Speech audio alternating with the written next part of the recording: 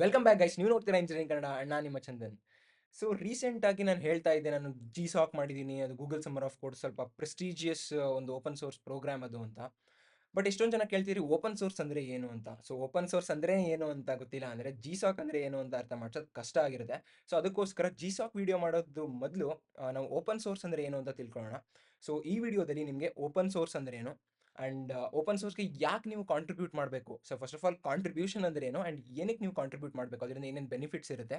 And ಇನ್ನೊಂದು, open source contribution ಮಾಡಬೇಕು ಅಂದರೆ ಇಷ್ಟು ಪ್ರೀ ರಿಕ್ವಿಸಿಟ್ಸ್ ಅಂತ ಇದೆ, ಅದು ಏನೇನು, ಅದನ್ನು ಹೇಗೆ ನೀವು ಪ್ರೀ ರಿಕ್ವಿಸಿಟ್ಸ್ನ ಫುಲ್ಫಿಲ್ ಮಾಡ್ಕೋಬೋದು ಅಂತ ಈ ವಿಡಿಯೋದಲ್ಲಿ ಡಿಸ್ಕಸ್ ಮಾಡ್ತಿರ್ತೀವಿ. ಸೊ ಈ ವಿಡಿಯೋನ ಎಂಡ್ ತನಕ ಸ್ಕಿಪ್ ಮಾಡದೆ ನೋಡಿ. ರೀಸೆಂಟಾಗಿ ಡಿ ಎಸ್ ಎಕ್ಕಿಂತ ಓಪನ್ ಸೋರ್ಸ್ ಜಾಸ್ತಿ ವ್ಯಾಲ್ಯೂನ ತಗೋತಾ ಇದೆ. ಸೊ ನೀವೆಲ್ಲೇ ಜಾಬ್ ಆಪರ್ಚುನಿಟೀಸ್ಗೆ ಅಪ್ಲೈ ಮಾಡಿದ್ರು, ಇಂಟರ್ನ್ಶಿಪ್ಸ್ಗೆ ಅಪ್ಲೈ ಮಾಡಿದ್ರು, ಡಿ ಎಸ್ ಎಕ್ಕಿಂತ ಜಾಸ್ತಿ ಇವಾಗ ಡೆವಲಪ್ಮೆಂಟ್ನ ಕೇಳೋದು ಜಾಸ್ತಿ ಆಗಿದೆ. ಅದಕ್ಕೋಸ್ಕರ ಓಪನ್ ಸೋರ್ಸ್ ಕಾಂಟ್ರಿಬ್ಯೂಷನ್ ಸಖತ್ ಇಂಪಾರ್ಟೆಂಟ್ ಆಗಿರುತ್ತೆ. ಸೊ ನೀವೇನಾದರೂ ನಿಮ್ಮ ಕೆರಿಯರಲ್ಲಿ ಒಳ್ಳೆಯ ಗ್ರೋತ್ನ ಕಾಣಬೇಕು ಅಂದರೆ, ಫಸ್ಟೇ ನಿಮಗೆ ಒಳ್ಳೆಯ ಜಾಬ್ ಸಿಗಬೇಕು ಅನ್ನೋದಾದರೆ ಓಪನ್ ಸೋರ್ಸ್ನ ನೆಗ್ಲೆಕ್ಟ್ ಮಾಡಬೇಡಿ, ಇಗ್ನೋರ್ ಮಾಡಬೇಡಿ ಅಂತ ಹೇಳ್ತಾ ಈ ವಿಡಿಯೋನ ಸ್ಟಾರ್ಟ್ ಮಾಡೋದಾದರೆ, ಓಪನ್ ಸೋರ್ಸ್ ಏನೋ ಓಪನ್ ಇದೆ. ಓಪನ್ ಅಂದರೆ ಓಪನ್ ಟು ಪಬ್ಲಿಕ್. ಸೊ ಪಬ್ಲಿಕ್ಗೆ ಸೋರ್ಸ್ ಓಪನ್ ಇದೆ. ಸೋರ್ಸ್ ಅಂದರೆ ಏನು? ಸೋರ್ಸ್ ಕೋಡ್ ಅಂತ ಹೇಳ್ತೀವಿ. ನೀವು ಯಾವುದೇ ಒಂದು ಸಾಫ್ಟ್ವೇರ್ನ ಬರೆದಾಗ ಅಥವಾ ಯಾವುದೇ ಒಂದು ಪ್ರೋಗ್ರಾಮ್ನ ಬರೆದಾಗ ಅದ್ರದ್ದು ಸೋರ್ಸ್ ಕೋಡ್ ಇರುತ್ತೆ. ಇವಾಗ ನೀವು ಅಡಿಷನ್ ಫಂಕ್ಷನ್ ಬರೆದಿದ್ರೆ, ಇವಾಗ ಅಡಿಷನ್ ಫಂಕ್ಷನ್ ಏನೋ ಬರ್ದಿರ್ತೀರಾ ಅಂತ ಅಂದ್ಕೊಳ್ಳಿ. ಸೊ ಅದನ್ನು ಹೇಗೆ ಬರ್ದಿರ್ತೀರಾ? Def add x y return x plus y. ಇದೇನಿದು? Addition function. ಇದು ಸೋರ್ಸ್ ಕೋಡ್ ಹೇಗಿದೆ ಅಂತ ವ್ಯೂ ಮಾಡ್ಬೋದು, ಅಂದರೆ ನಾನು ನೋಡ್ಬೋದು. ಯಾಕಂದ್ರೆ ನಾನು ಬರ್ದಿದ್ದೀನಿ, ನಾನು ನೋಡ್ತಿದ್ದೀನಿ.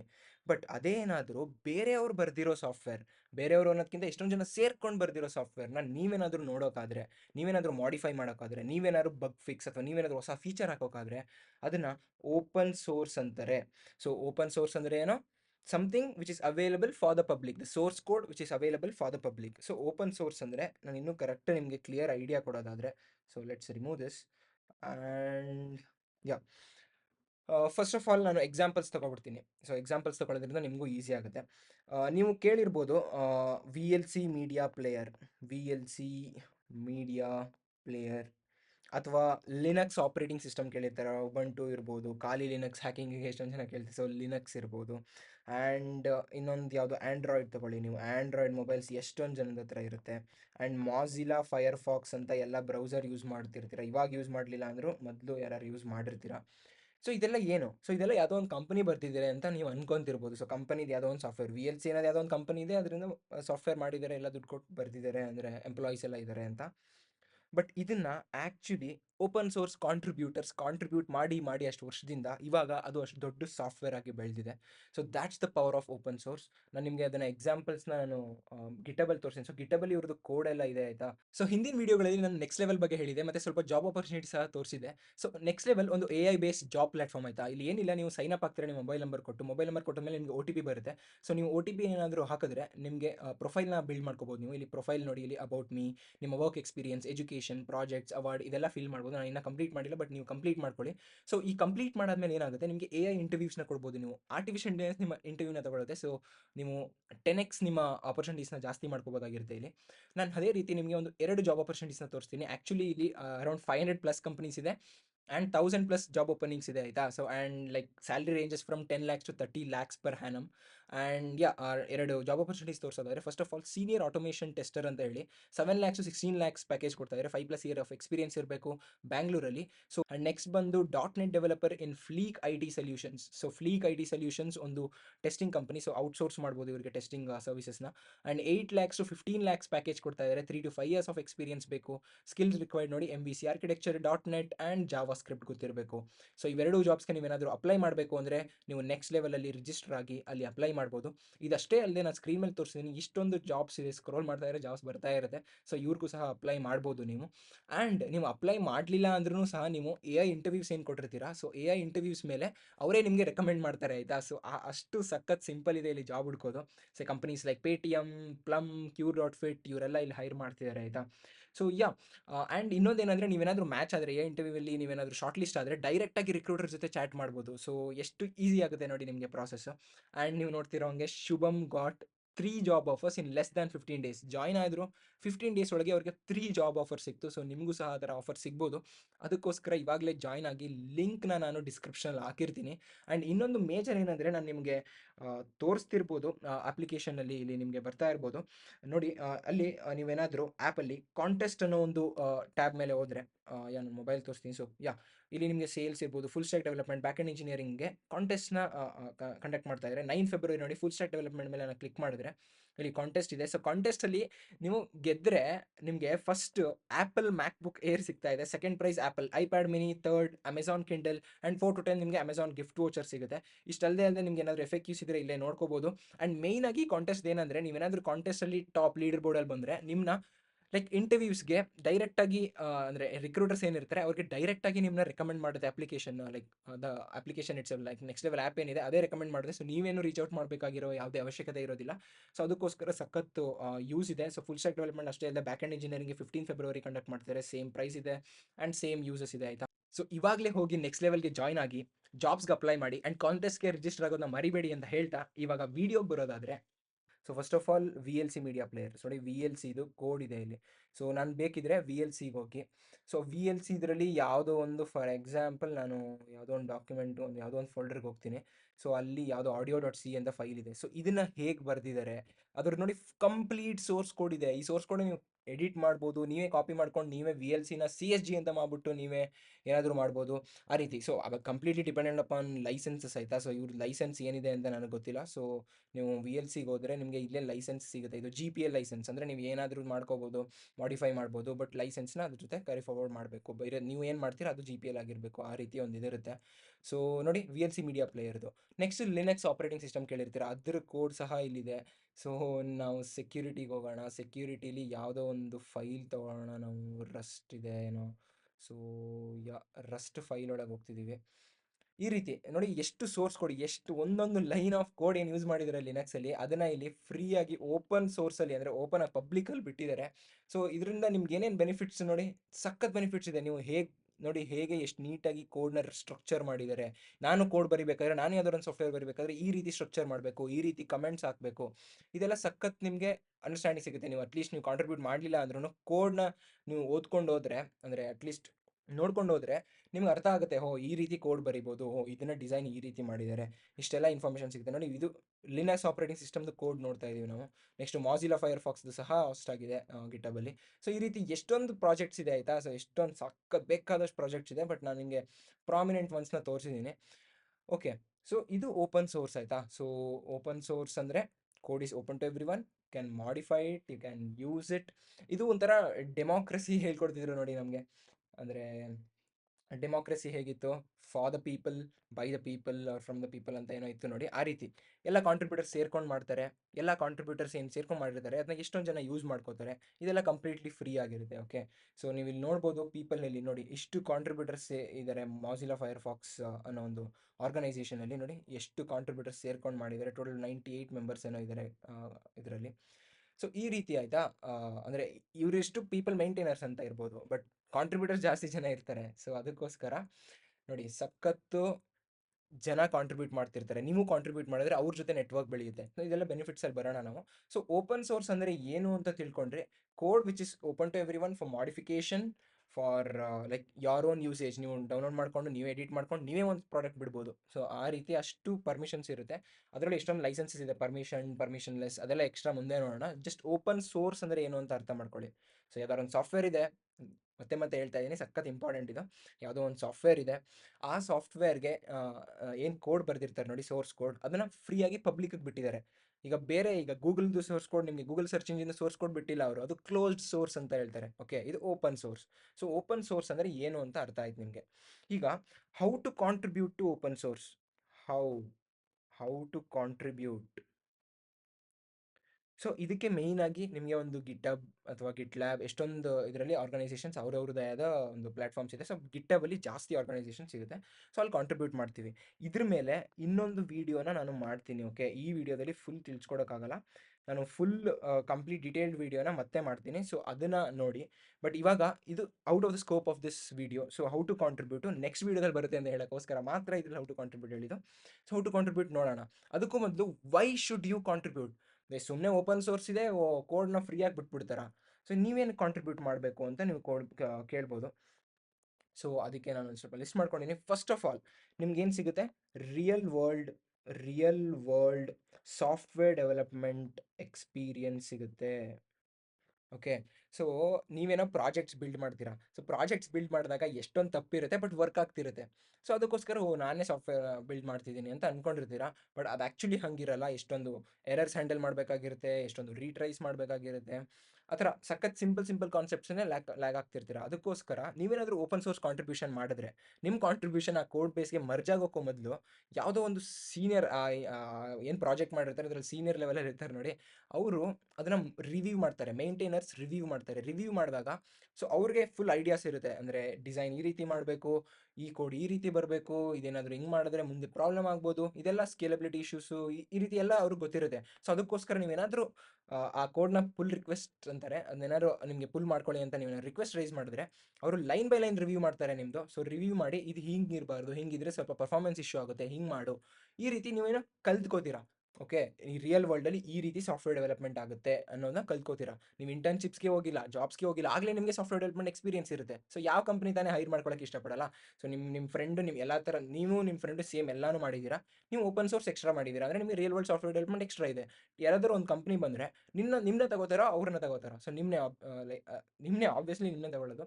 ಸೊ ಅದಕ್ಕೋಸ್ಕರ real world software development experience ನಿಮಗೆ ಓಪನ್ ಸೋರ್ಸಿಂದ ಸಿಗುತ್ತೆ.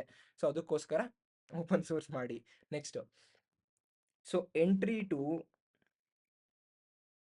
Like prestigious open source programs like GSOC, Google summer of code ಅಂತೀವಿ. Next major league hacking, LFX mentorship, Outreachy. So ಈ ರೀತಿ ಲಿಸ್ಟ್ ಎಷ್ಟೊಂದು ಹೋಗುತ್ತೆ ಆಯಿತಾ. ಸೊ ಈ ರೀತಿ ಎಂಟ್ರಿ ಸಿಗುತ್ತೆ ಇಂಥ ದೊಡ್ಡ ದೊಡ್ಡ ಪ್ರೆಸ್ಟೀಜಿಯಸ್ ಓಪನ್ ಸೋರ್ಸ್ ಪ್ರೋಗ್ರಾಮ್ಸ್ಗೆ. ಇದನ್ನು ಮಾಡೋರೆಲ್ಲ ನಿಮ್ಮ ಥರನೇ ಹೈಲಿ ಸ್ಕಿಲ್ಡ್ ಇರ್ತಾರೆ. ಸೊ ಅವ್ರ ಮೇಲೆ ಅವ್ರ ಜೊತೆ ನೆಟ್ವರ್ಕ್ ಬೆಳೆದ್ರೆ ನಿಮ್ಮ ನೆಟ್ವರ್ಕ್ ಸಖತ್ ಸ್ಟ್ರಾಂಗ್ ಇರುತ್ತೆ. Your network is your net worth. ನಿಮ್ಮ ದುಡ್ಡೆಲ್ಲ ನಿಮ್ಮ ನೆಟ್ವರ್ಕ್ನ ಇದು ಮಾಡೋದು ಆ್ಯಕ್ಚುಲಿ ನನ್ನ ಪ್ರಕಾರ ನೆಟ್ವರ್ಕ್. ಓಕೆ, ನಿಮ್ಮ ಏನು ಕನೆಕ್ಷನ್ಸ್ ಇದೆ, ಎಷ್ಟು ಜನ ನಿಮಗೆ ಗೊತ್ತು, ಇದು ನಿಮ್ಮ ನೆಟ್ವರ್ಕ್ನ ಡಿಸೈಡ್ ಮಾಡುತ್ತೆ. ಅದಕ್ಕೋಸ್ಕರ ಇಂಥ ಒಂದು ಏನು ಪ್ರೆಸ್ಟೀಜಿಯಸ್ ಪ್ರೋಗ್ರಾಮ್ಸ್ ಇದೆ ನೋಡಿ, ಇಂಥದ್ರಲ್ಲಿ ಆದಷ್ಟು ಎಂಟ್ರಿ ತಗೊಳ್ಳೋಕ್ಕೆ ಓಪನ್ ಸೋರ್ಸ್ ಮಾತ್ರ ಹೆಲ್ಪ್ ಮಾಡ್ಕೊಂಡು, ಯಾಕಂದರೆ ಇವೆಲ್ಲ ಓಪನ್ ಸೋರ್ಸ್ ಪ್ರೋಗ್ರಾಮ್ಸ್ ಆಯಿತಾ. ಓಕೆ, ಸೊ ನಂದೇ GSOC ಅಂತ ಒಂದು ಪ್ರೊಫೈಲಲ್ಲಿ ಇರೋದ್ರಿಂದ ಎಷ್ಟು ಜನ ರೀಚ್ ಔಟ್ ಮಾಡ್ತಾರೆ, ನಮಗೆ ಜಾಬ್ ಆಫರ್ಸ್ ಇನ್ಬೌಂಡ್ ಬರುತ್ತೆ, ನಾವೇನು ಕೇಳೋಂಗಿಲ್ಲ, ಅವರೇ ಆ್ಯಕ್ಚುಲಿ ಮೆಸೇಜ್ ಮಾಡ್ತಾರೆ ಲಿಂಕ್ಡ್ಇನ್ನೆಲ್ಲ. ನೆಕ್ಸ್ಟ್ ವೀಡಿಯೋದಲ್ಲಿ ತೋರಿಸ್ತೀನಿ ನಿಮಗೆ. ಸೊ ಆ ರೀತಿ ಎಲ್ಲ ನಿಮಗೆ ಏನಿದೆ ಯೂಸ್ ಇದೆ, ಸೊ ಬೆನಿಫಿಟ್ ಇದೆ. ನೆಕ್ಸ್ಟು ಇನ್ನೊಂದೇನು, internship or job opportunities. Internship or jobs. Okay, so ನಿಮ್ಮ ರೆಸ್ಯೂಮೆ ಇವಾಗ ಸಕ್ಕ ಜನ ನೋಡಲ್ಲ. ನೀವೇನಾದರೂ ಗಿಟ್ಟಬಲ್ಲಿ ಯಾವುದೋ ಒಂದು ಆಡಿಯೋ ಪ್ರಾಜೆಕ್ಟ್ಗೆ ಕಾಂಟ್ರಿಬ್ಯೂಟ್ ಮಾಡಿರ್ತೀರ. ಯಾರೋ ಒಂದು ಸ್ಟಾರ್ಟಪ್ ಮಾಡ್ತಿದ್ದಾರೆ, ಅವರು ಆಡಿಯೋ ಇಂಜಿನಿಯರ್ಸ್ ಬೇಕು ಇವಾಗ. ಸೊ ಆಡಿಯೋನ ಹೇಗೆ ನೀವು ಸ್ಟ್ರೀಮ್ ಮಾಡೋದು ಇದೆಲ್ಲ ನಿಮಗೆ ಕರೆಕ್ಟಾಗಿ ಗೊತ್ತಿರುತ್ತೆ, ಯಾಕಂದ್ರೆ ನೀವು ಆಗಲೇ ಕಾಂಟ್ರಿಬ್ಯೂಟ್ ಮಾಡಿದ್ದೀರಾ. ಅವ್ರು ಗಿಟ್ಟಬ್ ಹೋಗ್ತಾರೆ, ಯಾವುದೊಂದು ಆಡಿಯೋದು ಯಾವ್ದಾರು ಒಂದು ಪ್ರೊಫೈಲ್, ಯಾವ್ದಾರು ಒಂದು ಪ್ರಾಜೆಕ್ಟ್ ನೋಡ್ತಾರೆ, ಅದರಲ್ಲಿ ನೀವು ಕಾಂಟ್ರಿಬ್ಯೂಟ್ ಮಾಡಿರ್ತೀರಾ ಅಂದರೆ ನಿಮ್ಗೆ ರೀಚ್ ಔಟ್ ಮಾಡ್ತಾರೆ. Hey, we need this, can you help us, like you can join us full time or join us an intern. So ಆ ರೀತಿ inbound internship and job offers ಬರುತ್ತೆ. ಅಥವಾ ನೀವು ಅಪ್ಲೈ ಮಾಡಿದ್ರು ನಿಮಗೆ ಒಂದು ಎಡ್ಜ್ ಇರುತ್ತೆ, ಯಾಕಂದರೆ ನಿಮ್ಗೆ ಅವಾಗಲೇ real world software development experience ಇದೆ. ನಾನು ಅವಾಗಲೇ ಹೇಳಿದಂಗೆ real world software development experience ಇದೆ. So that will help you in getting internship and job offers. Okay, so ಅದಾಯಿತು. Next, so internship and job opportunities ಆಯಿತು. Next fourth one, your network will grow. So ಅದನ್ನು ಅವಾಗಲೇ ಹೇಳಿದೆ. Network ಅಂದರೆ computer network ಅಲ್ಲ. So ನಿಮಗೆ ಎಷ್ಟು ಜನ ಗೊತ್ತು, ಎಷ್ಟು ಜನಕ್ಕೆ ನೀವು ಗೊತ್ತು, ಇದು ಬೆಳೆಯುತ್ತೆ. ಸೊ ಅದರಿಂದ ಸಖತ್ ಆಪರ್ಚುನಿಟೀಸ್ ಜಾಸ್ತಿ ಆಗುತ್ತೆ. ಅದು ಬಿಟ್ಟರೆ you get to travel around the world. Okay, so this time I am Google summer of code organization admin, AOSSI ಅನ್ನೋ ಒಂದು ಆರ್ಗನೈಸೇಷನ್ಗೆ. ಆ್ಯಂಡ್ GSOC ಅವರು ಪ್ರತಿ ವರ್ಷ ಲೈಕ್ US ಅಲ್ಲಿ ಅನಿಸುತ್ತೆ ಅವ್ರದ್ದು ಹಾಸ್ಟ್ ಮಾಡ್ತಾರೆ, ಲೈಕ್ ಗೆಟ್ ಟುಗೆದರ್ ಎಲ್ಲ ಆರ್ಗನೈಸೇಷನ್ ಅಡ್ಮಿನ್ಸ್ ಮತ್ತು ಮೆಂಟರ್ಸ್ ಸ್ವಲ್ಪ ಜನ ಮೀಟ್ ಆಗ್ಬೋದು. ಸೊ ಆ ರೀತಿ LFX ಇರ್ಬೋದು ಅಥವಾ ಔಟ್ರೀಚ್, ಎಷ್ಟೊಂದು ಓಪನ್ ಸೋರ್ಸ್ ಎಲ್ಲ ಇದೆ. ಆ್ಯಂಡ್ ನೀವು ದೊಡ್ಡ ದೊಡ್ಡ ಓಪನ್ ಸೋರ್ಸ್ ಆರ್ಗನೈಸೇಷನ್ಸ್ಗೆ ಕಾಂಟ್ರಿಬ್ಯೂಟ್ ಮಾಡಿದ್ರೆ ಅವ್ರದ್ದೇ ಮೀಟಪ್ಸ್ನ ಹ್ಯಾಂಡಲ್ ಮಾಡ್ತಿರ್ತಾರೆ. ಆ್ಯಂಡ್ ನಿಮ್ಮ ಕಂಪ್ಲೀಟ್ ಟ್ರಾವೆಲ್ ಕಾಸ್ಟ್, ನಿಮ್ಮ ಫುಡ್ ಕಾಸ್ಟ್, ನಿಮ್ಮ ಎಕ್ಸ್ಪೆನ್ಸಸ್ನ ಅವರೇ ನೋಡ್ಕೋತಾರೆ. So you get to travel around the world. Okay, travel around the world. And yeah, pretty much ಎಷ್ಟೊಂದು ಎಕ್ಸ್ಪ್ಲೈನ್ ಮಾಡಿದ್ದೀನಿ. ಇಷ್ಟು ನನಗೆ ಗೊತ್ತಿರೋಂಥ ಬೆನಿಫಿಟ್ಸ್. ಸಕ್ಕತ್ ಇನ್ನೂ ಬೆನಿಫಿಟ್ಸ್ ಇದೆ ಆಯಿತಾ. ಸೊ ನೀವು ಓಪನ್ ಸೋರ್ಸ್ ಪ್ರಾಜೆಕ್ಟ್ನ ನಿಮ್ಮದೇ ಒಂದು ಸ್ಟಾರ್ಟ್ ಮಾಡ್ತೀರಾ. ಸ್ಟಾರ್ಟ್ ಮಾಡಾದ್ಮೇಲೆ ಅದು ಜಾಸ್ತಿ ಬೆಳೆಯುತ್ತೆ. ಅದಾದಮೇಲೆ ಓಪನ್ ಸೋರ್ಸ್ ಕಮ್ಯುನಿಟಿ ವರ್ಷನ್ ಇರುತ್ತೆ ಆ್ಯಂಡ್ ಪ್ರೊಫೆಷನಲ್ ವರ್ಷನ್ ಇರುತ್ತೆ. ನೀವು ನೋಡ್ತಿರ್ಬೋದು, ನೀವು ಪೈಚಾರ್ಮ್ ಏನಾದ್ರು ಡೌನ್ಲೋಡ್ ಮಾಡಿದರೆ ಕಮ್ಯುನಿಟಿ ವರ್ಷನ್ ಇರುತ್ತೆ. ಆ್ಯಂಡ್ ಇದು ಸಹ ಇರುತ್ತೆ ಪ್ರೊಫೆಷನಲ್ ವರ್ಷನ್, ಅಥವಾ ಆ್ಯಪ್ ರೈಟಲ್ಲಿ ಕಮ್ಯುನಿಟಿ ವರ್ಷನ್ ಇದೆ, ಕ್ಲೌಡ್ ಹಾಸ್ಟೆಡ್ ವರ್ಷನ್. ಈ ರೀತಿ ಮುಂದೆ ಅದನ್ನ ಸ್ಟಾರ್ಟಪ್ ಆಗು ಕನ್ವರ್ಟ್ ಮಾಡ್ತಾರೆ, ಓಪನ್ ಸೋರ್ಸ್ ಪ್ರಾಜೆಕ್ಟ್ ಆಗಿ ಮಾಡಿ ಓಪನ್ ಸೋರ್ಸ್ ವರ್ಷನ್ ಇರುತ್ತೆ, ಸ್ಟಾರ್ಟಪ್ ಆಗುತ್ತೆ. ಇದಕ್ಕೆ ಒಂದು ಬೆಸ್ಟ್ ಎಕ್ಸಾಂಪಲ್ ಏನು ಹೇಳಿ, Open A I. Chat G P T ಏನಿದೆ ನೋಡಿ, ಓಪನ್ ಎ ಐ ಆ್ಯಕ್ಚುಲಿ ಅದು ನಾಟ್ ಫಾರ್ ಪ್ರಾಫಿಟ್, ಆಯಿತಾ, ಬಟ್ ಒಂದು ಕಡೆ ಸ್ಟ್ರೀಮು ಪ್ರಾಫಿಟ್ಟು ಸಹ ಮಾಡ್ತಾ ಇದೆ. ಸೊ ಈ ರೀತಿ ಮುಂದೆ ಎಷ್ಟೊಂದು ಸಖತ್ ಬೆನಿಫಿಟ್ಸ್ ಇದೆ. ಇದು ಸ್ವಲ್ಪ ಮೇನ್ ಬೆನಿಫಿಟ್ಸ್ ನಮ್ಮ ಆಡಿಯನ್ಸ್ಗೆ, ನಮ್ಮ ಇವಾಗ ಇಂಜಿನಿಯರಿಂಗ್ ಓದ್ತಿದ್ದಾರೆ, ಅಥವಾ ಇವಾಗ ಗ್ರ್ಯಾಜುಯೇಟ್ ಆಗಿದೆ, ಅಥವಾ ಇವಾಗ ಒಂದು 2-3 ಇಯರ್ಸ್ ಎಕ್ಸ್ಪೀರಿಯನ್ಸ್ ಇದೆ, ಅವ್ರಿಗೆ ಇಷ್ಟೆಲ್ಲ ಸಖತ್ತು ಹೆಲ್ಪ್ ಮಾಡುತ್ತೆ. And these are the benefits of open source. Okay, so open source ಬೆನಿಫಿಟ್ಸ್ನ ತಿಳ್ಕೊಂಡ್ವು, ಅಂದರೆ ಏನಕ್ಕೆ ಕಾಂಟ್ರಿಬ್ಯೂಟ್ ಮಾಡಬೇಕು ಅಂತ ಇದರಲ್ಲೇ ನಿಮ್ಗೆ ಆನ್ಸರ್ ಸಿಕ್ಕಿರುತ್ತೆ. ಇವಾಗ ಓಪನ್ ಸೋರ್ಸ್ಗೆ ಪ್ರೀ ರಿಕ್ವಿಸಿಟ್ಸ್ ಏನು, ಏನೋ ಬೆನಿಫಿಟ್ಸ್ ತಿಳ್ಕೊಬಿಟ್ಟು ನಾನು ಓಪನ್ ಸೋರ್ಸ್ ಕಾಂಟ್ರಿಬ್ಯೂಟ್ ಮಾಡಬೇಕು ಅಂತೀರಾ, ಬಟ್ ಅದಕ್ಕೆ ಸ್ವಲ್ಪ ಪ್ರೀ ರಿಕ್ವಿಸಿಟ್ಸ್ ಇದೆ, ಆಯಿತಾ.